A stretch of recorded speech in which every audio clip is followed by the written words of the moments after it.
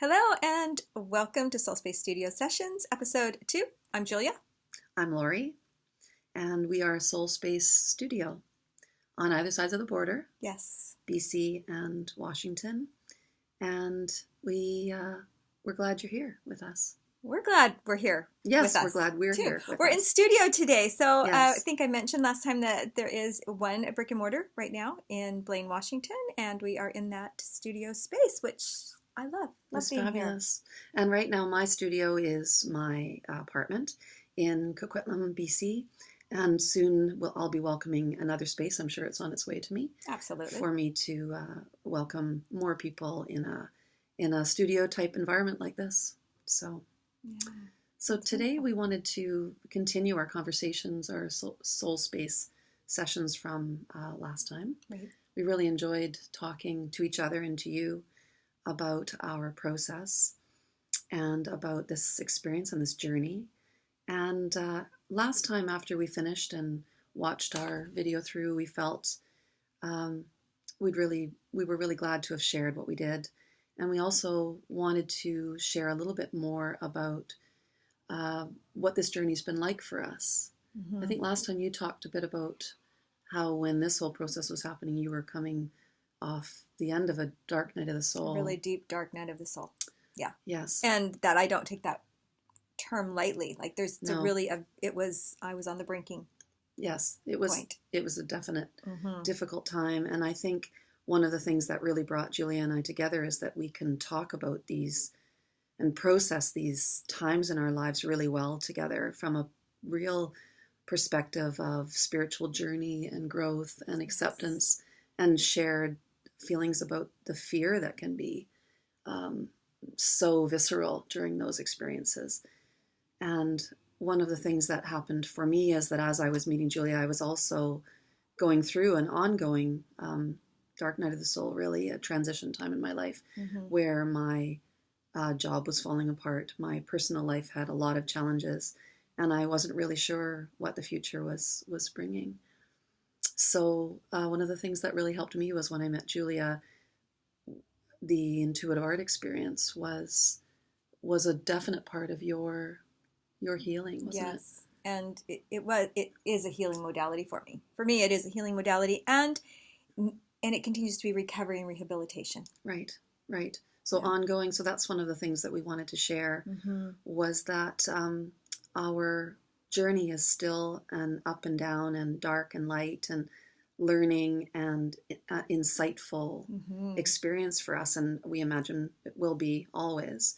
And that when we do the intuitive art together and on our own and with others in our studios, that we are processing these challenges and these learning opportunities and people in our lives and situations in our lives through our interaction with our own art, with our own expression. So. And when we use the word art, yes, we just need to say that it's not that you have to be artistic to do this. There's not an artistic thing. It really is allowing the 4-year-old to meet the wise one within. Right. That I keep saying that because people are like, I'm not artistic. I can't do that. I'm not creative. And quite honestly, we all are creatives. Yes. We are created beings, therefore we create. We get up each day and decide how we're going to create our day. Yes. Like we get to create our own joy. We get to create our own happiness. That's right. Doesn't mean that everything that happens to us is happy, but joy is always there, and we get to create how we engage with the things that happen around us, and whether we see them as learning opportunities and potential, as opposed to something that brings us down or feels as if it's a reinforcement that we are not worthy and not going to have a good life. What we're finding is that in every dark moment, there is an opportunity for us to find new insight and to share that insight with others, or to allow them their private process of finding insight through their intuitive journaling or movement or artistic expression. Right. And when I first met Julia, I was, as I mentioned last time, declaring myself as not creative. So I really understand when people come into the studio and say, I don't even know where to start. I think that's Julia and I have been a great partnership in that, in that Julia is able to be particularly sensitive. You're always very sensitive to the ones who declare themselves uncreative, but you're also sensitive to the ones who are artists. Yes. And who Julia would warn me, because not being an artist, I felt I didn't understand that people coming into an intuitive process who were used to producing a product that looked like what they imagined and they felt proud of, or wanting to share, that this is a different process. This is a faith-based, trusting process, really. It's different. It is different.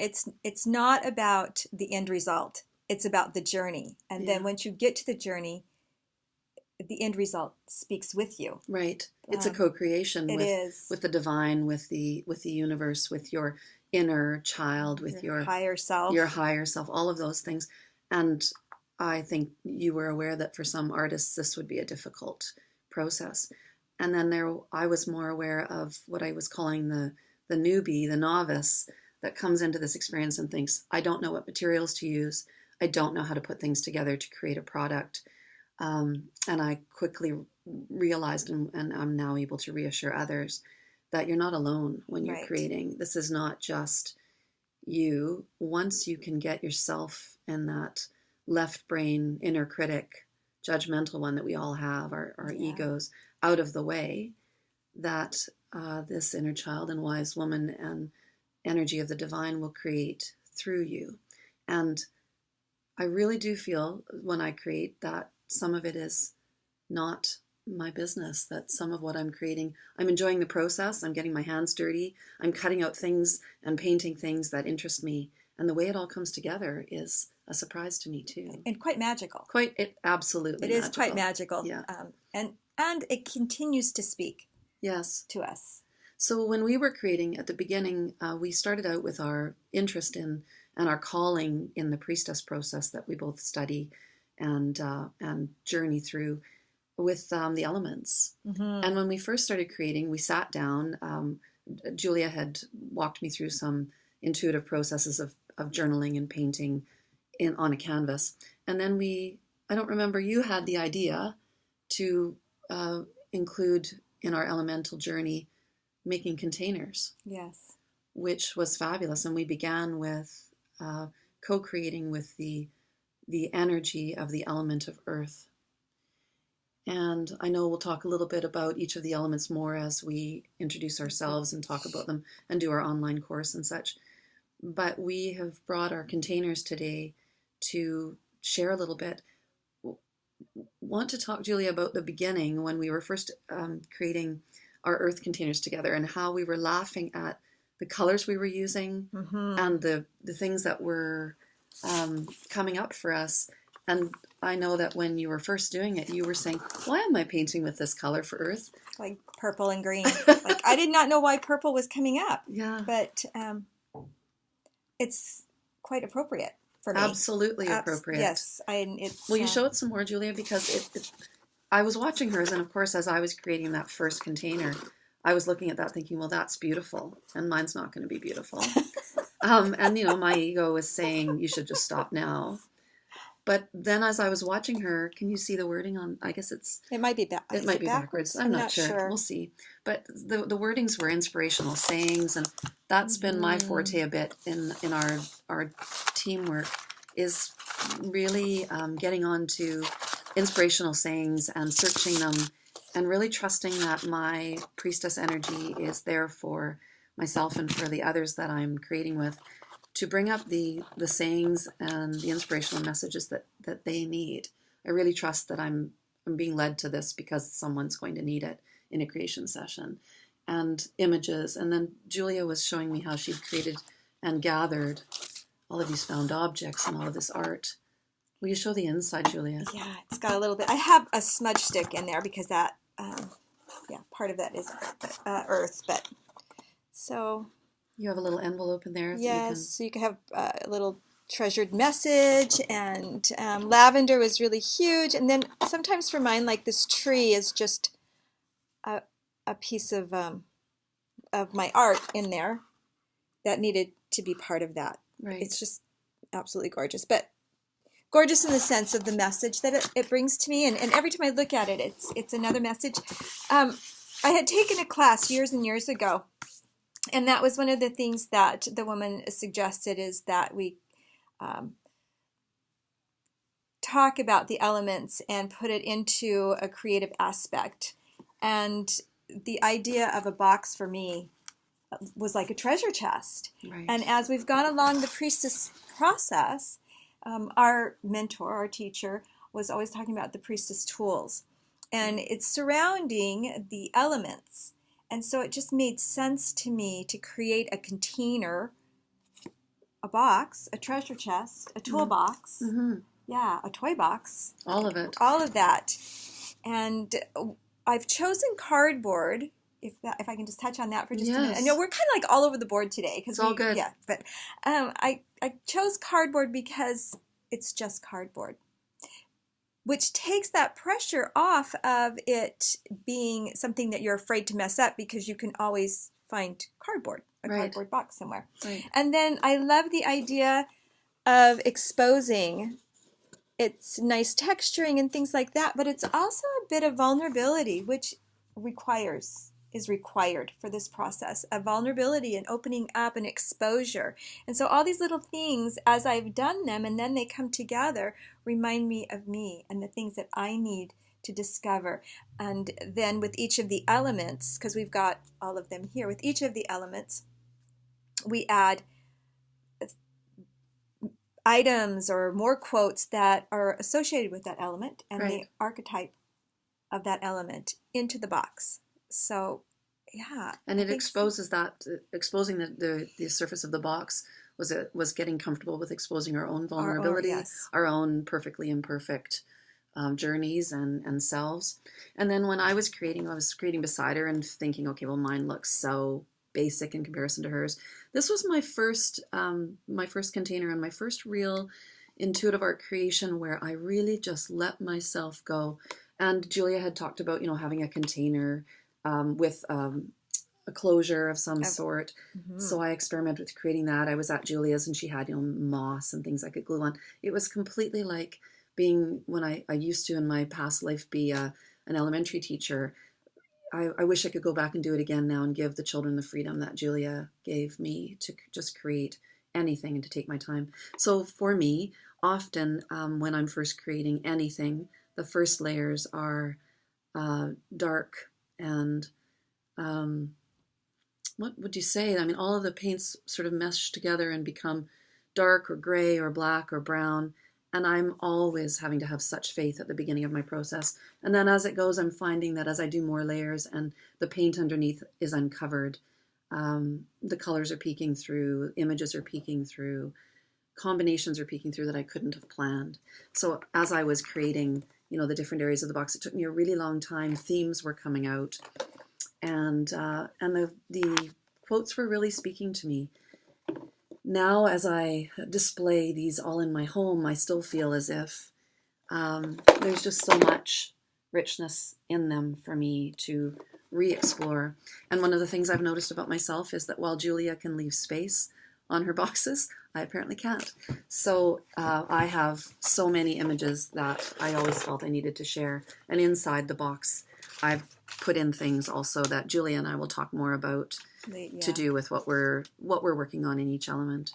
So that's probably a good place to wrap up this particular session, and we'll keep going in another. Yeah, but I do want to add, when Laurie talks about starting everything's dark in the very beginning, as we are the way showers, when we're in the state of way showing. So for me, as I'm way showing for Laurie, as she's in the process and she's working through something, if the opportunity comes up, because sometimes we don't really coach or advise. I rarely comment on, it's so hard not to comment on the beauty of what I'm seeing. I know, me too. That's the hardest part. It is, to not say, well, oh my goodness, it's gorgeous what you're creating, but then that makes people, might make people think for a minute that it's about the product, which it isn't. We're seeing the gorgeousness of the intuitive process. Of witnessing the process. Right. And as the one holding space and as the way shower along the process, and I'm just going to use your